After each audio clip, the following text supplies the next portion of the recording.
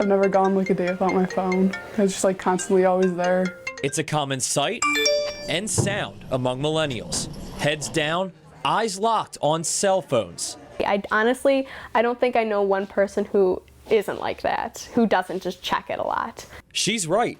A 2015 study found millennials check their phones 150 times a day.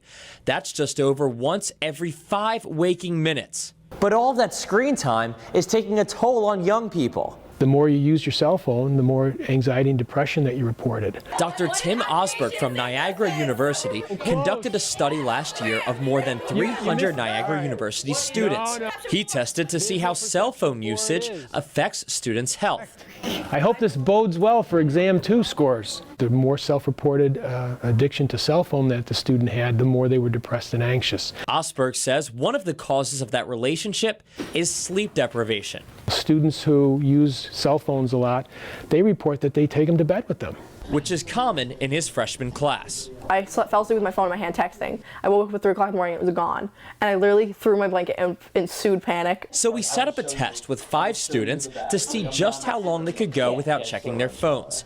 They didn't know the camera was rolling.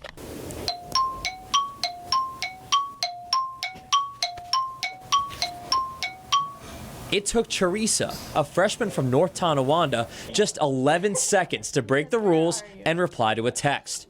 The other 4 passed with flying colors. But there are those friends that I talk to in person, and we're Snapchatting each other when we're sitting with each other, which I do with everyone for some reason. And as teens become more connected to their devices, the rates of depression and sleep deprivation are rising, especially among teen girls. From 2012 to 2015, a study found a 50% increase in girls with depressive symptoms. Among boys, that number rose 21%. Increasingly over the last few years, they're not in face-to-face conversations. Because I'm better with a screen in between, like texting. I feel like most of my greatest friendships are the people that I text all the time. With teens becoming more dependent on their phones, one way to immediately reduce the health risk is at night. Turn that ringer off and put the phone outside of arm's reach.